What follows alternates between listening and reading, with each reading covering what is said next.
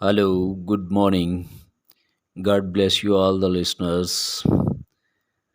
عزیزو آج ہم دے یکی کے بارے میں کلام مقدس کے پرانے عہد نامہ کی دوسری کتاب یعنی خروج کی کتاب ایکزوڈس کے باب نمبر 35 اور 36 میں سے اور نئے عہد نامہ میں سے پارٹ 3 کو سیکھنے کی کوشش کریں گے۔ خدا کا پاک روح ہم سبوں کے ساتھ ہے، آمین۔ میں مختار سجیل بھٹی خداوند یسوع مسیح میں آپ کا بھائی۔ میں کوئی پاسٹر، ریورنڈ یا بائبل ٹیچر نہیں ہوں، میں بھی آپ کی طرح خدا کے کلام کا طالب ہوں۔ اگر میں کہیں غلط ہوں تو میری کریکشن ضرور کیجیے گا۔ میں ایمبیسیڈر آف کرائسٹ کے نام سے واٹس ایپ، فیس بک، ٹویٹر اور انسٹاگرام پر خدا کے کلام کو شیئر کرتا ہوں۔ عزیزو، خروج کی کتاب یعنی ایکزوڈس کی کتاب کا تعارف ہم پارٹ 2 میں سیکھ چکے ہیں۔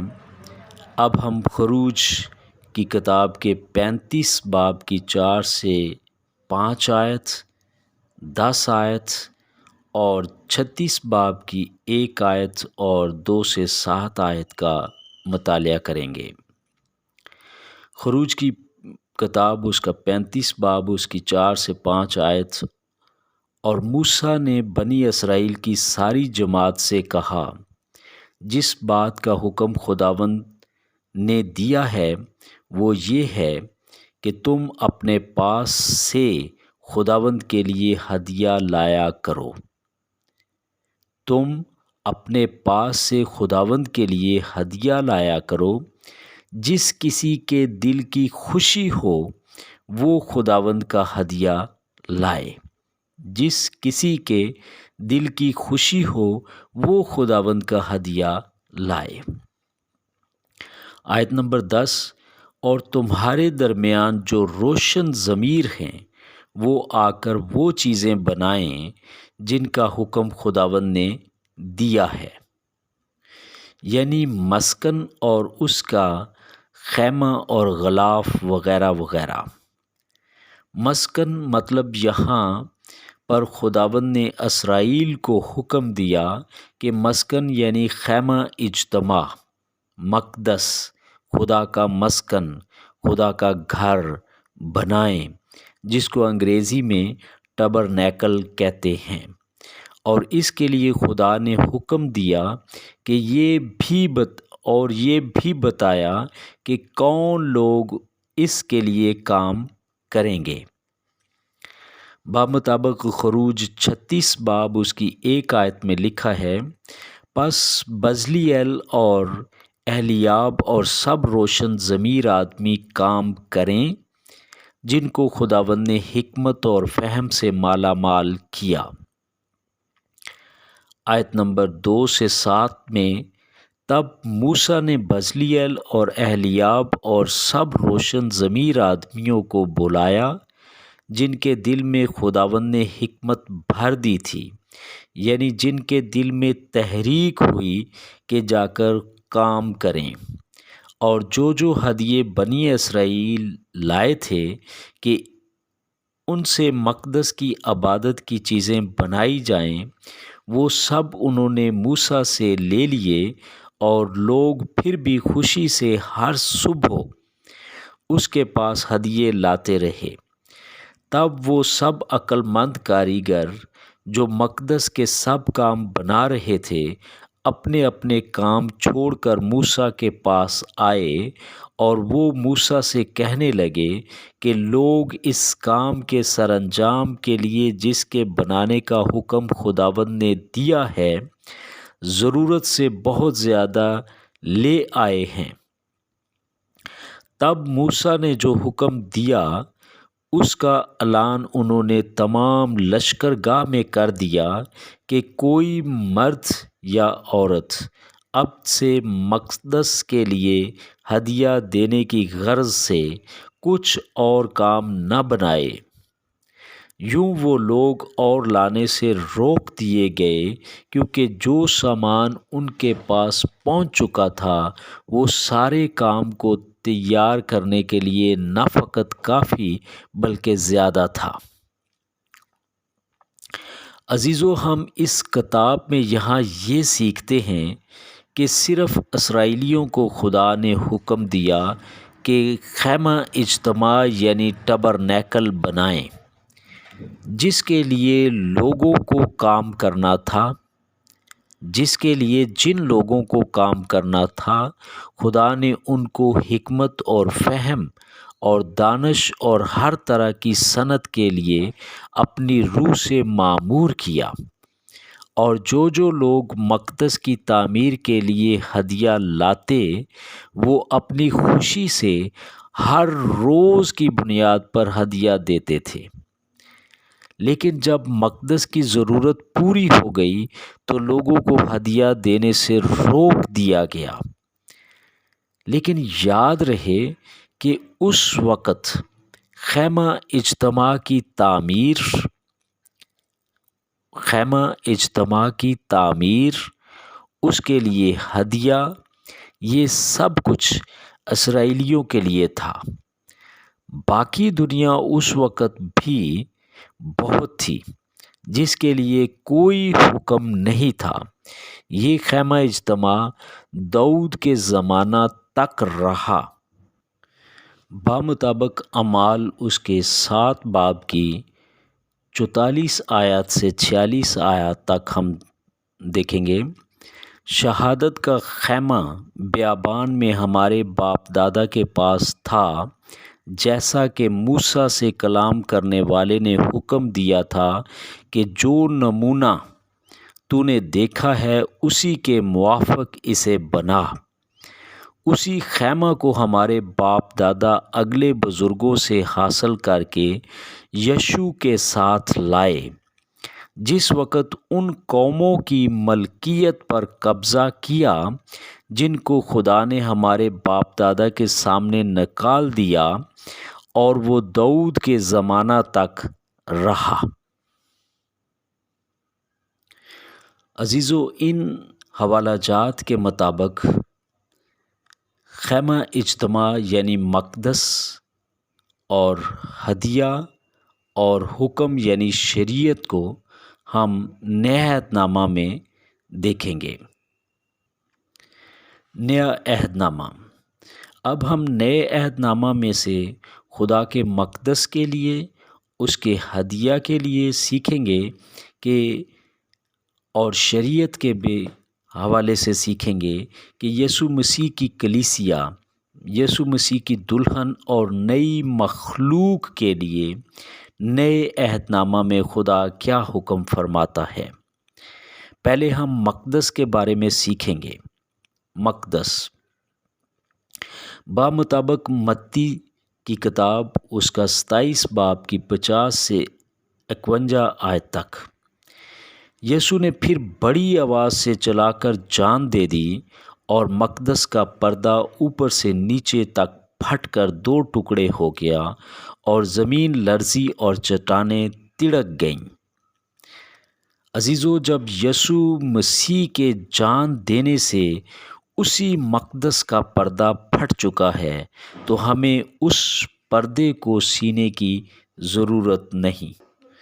بمطابق یوحنا کی انجیل اس کا 2 باب کی 19 سے 21 آیت تک ہم دیکھیں گے۔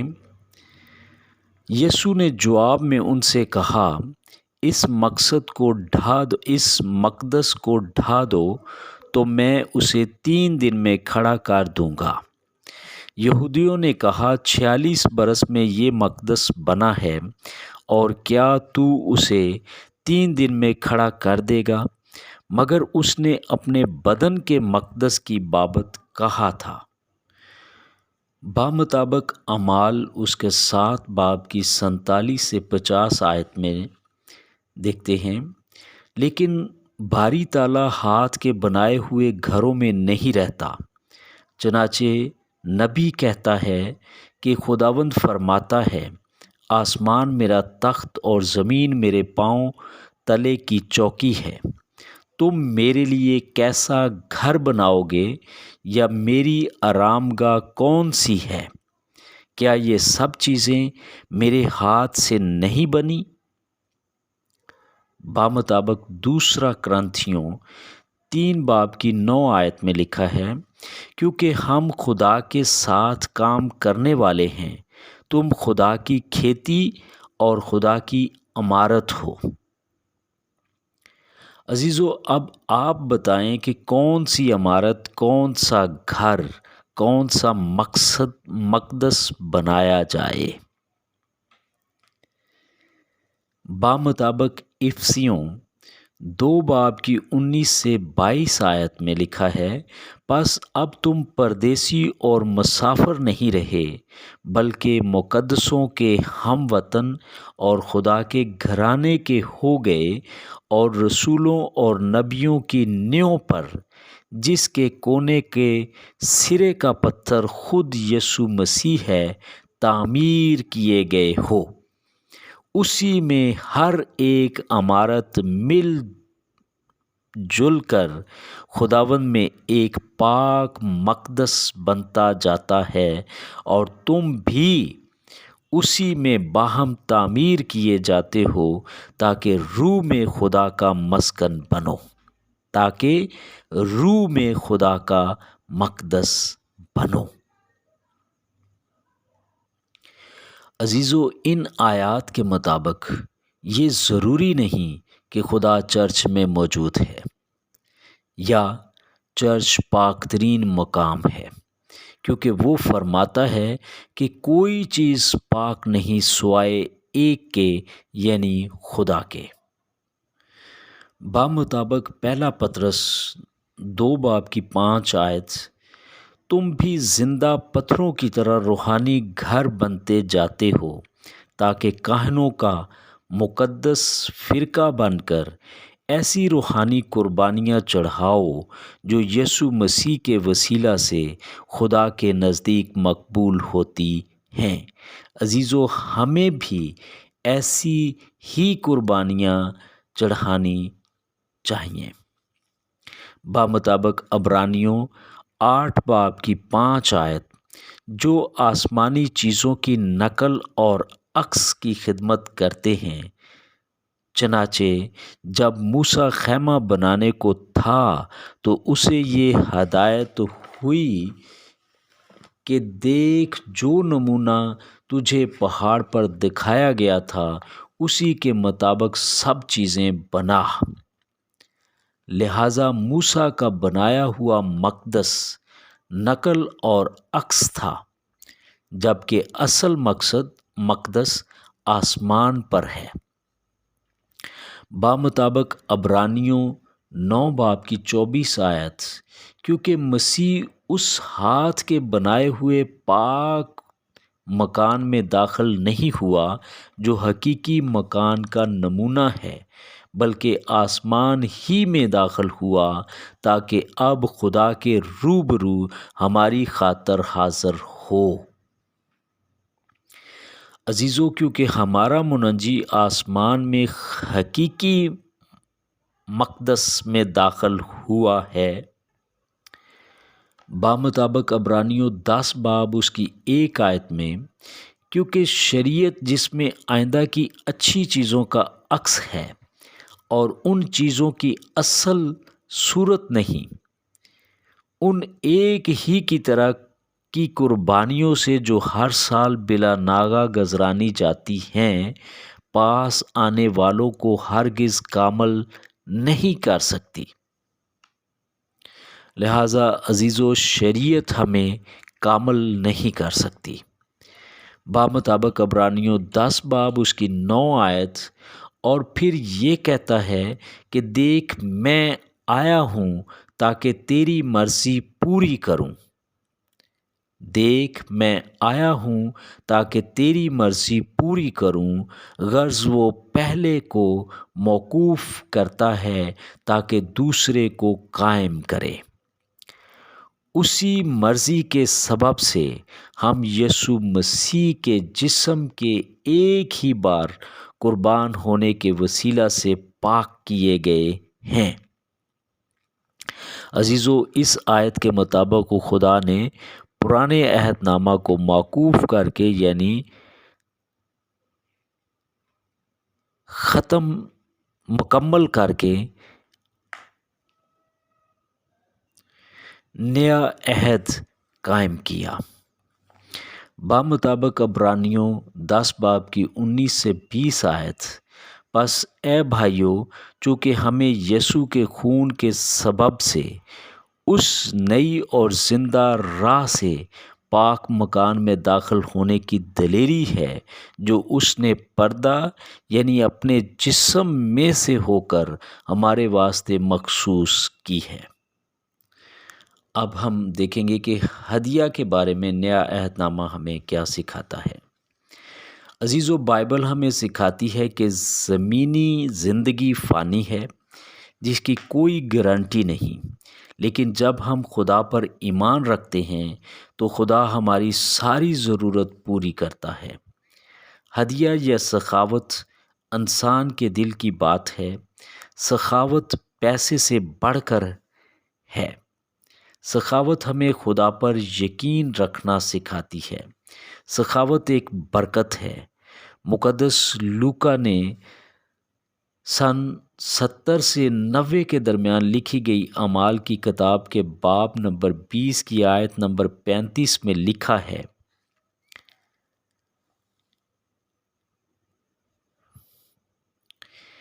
मैंने तुमको सब बातें करके दिखा दी कि इस तरह मेहनत करके कमज़ोरों को संभालना और खुदावंद यसू की बातें याद रखना चाहिए कि उसने खुद कहा, देना लेने से मुबारक है। बामुताबिक पहला क्रंथियों 13 बाब उसकी 3 आयत में मुक़द्दस पौलुस रसूल, जो कि हमारे हीरो हैं, फरमाते हैं, और अगर अपना सारा माल गरीबों को खिला दूं और अपना बदन जलाने को दे दूं और मोहब्बत ना रखूं तो मुझे कुछ भी फ़ायदा नहीं। मतलब ये है कि हमें गरीबों, यतीमों और ज़रूरतमंदों की मदद करनी चाहिए। दूसरा क्रंथियों 8 बाब की 3 से 5 आयत में फरमाते हैं, और मैं गवाही देता हूँ कि उन्होंने मकदूर के मुआफ़क बल्कि मकदूर से भी ज़्यादा अपनी खुशी से दिया और इस खैरात और मुक़द्दसों की खिदमत की शराकत की बाबत हमसे बड़ी मिन्नत के साथ दरख्वास्त की, और हमारी उम्मीद के मुआफ़क ही नहीं दिया बल्कि अपने आप को पहले खुदावंद के और फिर खुदा की मर्ज़ी से हमारे सुपुर्द किया।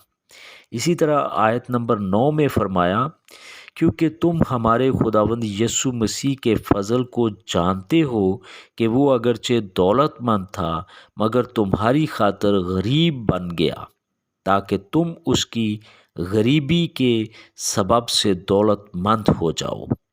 इसी तरह आयत नंबर 12 से 15 में मरकूम है, क्योंकि अगर नीयत हो तो खैरात उसके मुआफ़क कबूल होगी, जो आदमी के पास है ना उसके मुआफ़क जो उसके पास नहीं।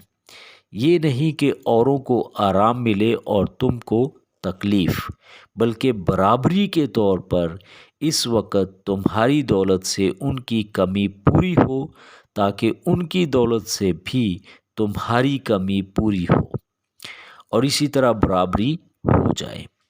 चनाचे लिखा है कि जिसने बहुत दिया जमा किया उसका कुछ ज़्यादा न निकला, और जिसने थोड़ा जमा किया उसका कुछ कम न निकला। बामुताबिक पहला क्रंथियों उसका 16 बाब, अब उस चंदे की बाबत जो मुक़द्दसों के लिए किया जाता है, जैसा मैंने गलीतिया की कलीसियाओं को हुक्म दिया वैसा ही तुम भी करो। और बामुताबिक पहला तीमुथियुस उसकी 6 बाब की 17 से 19 आयत में, बस मौजूदा जहान के दौलतमंदों को हुक्म दे कि मगरूर ना हों اور ناپائیدار دولت پر نہیں بلکہ خدا پر امید رکھیں جو ہمیں لطف اٹھانے کے لیے سب چیزیں افراد سے دیتا ہے، اور نیکی کریں اور اچھے کاموں میں دولت مند بنیں اور سخاوت پر تیار اور امداد پر مستعد ہوں، اور آئندہ کے لیے اپنے واسطے ایک اچھی بنیاد قائم کر رکھیں تاکہ حقیقی زندگی پر قبضہ کریں۔ عزیزو، یہاں ہم نے مقدس اور ہدیہ کے بارے میں سیکھا ہے۔ اب ہم شریعت کے بارے میں نئے عہد نامہ میں سے بمطابق گلاطیوں 3 باب کی 1 سے 3 آیت اور 15 سے 29 آیت میں سے سیکھیں گے۔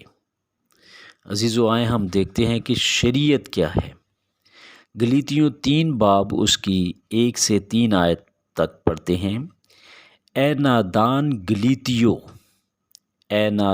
گلاطیوں، کس نے تم پر افسون کر لیا؟ تمہاری تو گویا آنکھوں کے سامنے یسوع مسیح صلیب پر دکھایا گیا۔ میں تم سے صرف یہ دریافت کرنا چاہتا ہوں کہ تم نے شریعت کے اعمال سے روح کو پایا یا ایمان کے پیغام سے؟ کیا تم ایسے نادان ہو کہ روح کے طور پر شروع کر کے اب جسم کے طور پر کام پورا کرنا چاہتے ہو؟ اب ہم 15 سے 29 آیت تک پڑھیں گے۔ اے بھائیوں، میں انسان کے طور پر کہتا ہوں کہ اگرچہ آدمی ہی کا عہد ہو، جب اس کی تصدیق ہو گئی تو کوئی اس کو باطل نہیں کرتا اور نہ اس پر کچھ بڑھاتا ہے۔ پس ابراہیم اور اس کی نسل سے وعدے کیے گئے وہ یہ نہیں کہتا کہ نسلوں سے، جیسا بہتوں کے واسطے کہا جاتا ہے، بلکہ جیسا ایک کے واسطے کہ تیری نسل کو، اور وہ نسل اور وہ مسیح ہے۔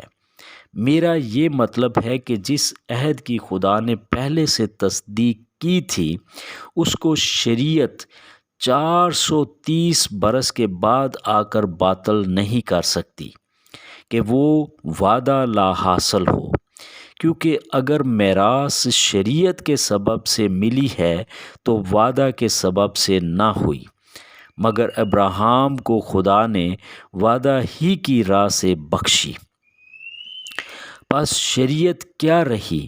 وہ نافرمانیوں کے سبب سے بعد میں دی گئی کہ اس نسل کے آنے تک رہے جس سے وعدہ کیا گیا تھا، اور وہ فرشتوں کے وسیلہ سے ایک درمیانی کی معرفت مقرر کی گئی۔ اب درمیانی ایک کا نہیں ہوتا، مگر خدا ایک ہی ہے۔ پس کیا شریعت خدا کے وعدوں کے خلاف ہے؟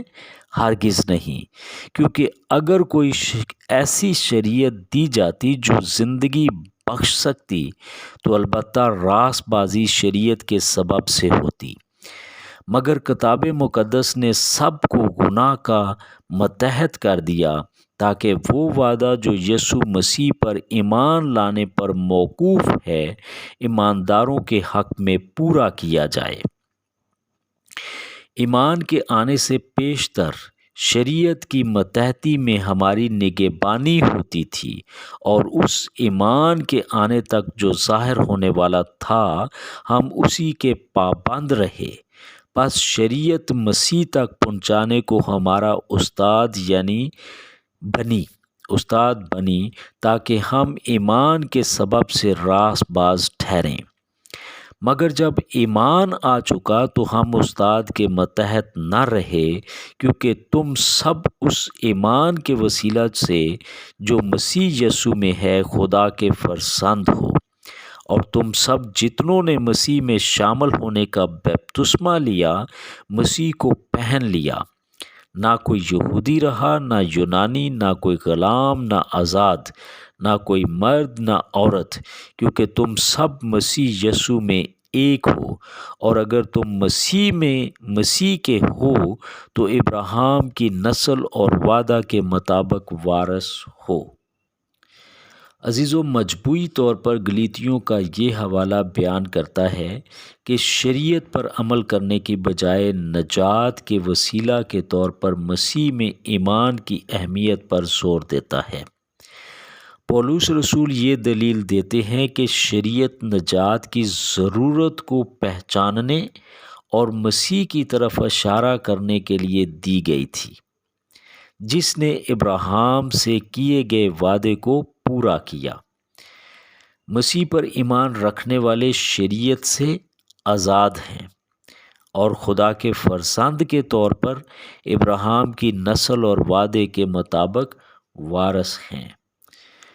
عزیزو، آج ہم نے خروج کی کتاب اور اس کے مد مقابل نئے عہد نامہ میں سے مقدس، ہدیہ اور شریعت کے بارے میں سیکھا کہ ہم نے اپنے آپ کو، اپنے جسم کو، اپنے دل کو خدا کا مقدس بنانا ہے اور اپنی خوشی سے، اپنی سہولت سے ہدیہ دینا ہے، اور اپنے آپ کو اس طرح تیار کرنا ہے کہ ہماری زندگیاں 100 گنا پھل لا سکیں اور ہم حقیقی زندگی جو ابدی زندگی کے لیے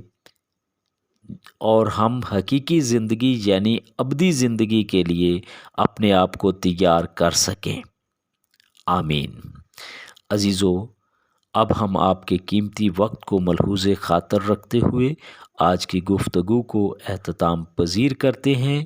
ہم آپ کے لیے دعا گو ہیں۔ خدا آپ کو اور ہم کو اپنے کلام کے وسیلہ سے راست باز بنائے۔ آمین۔ God bless you all.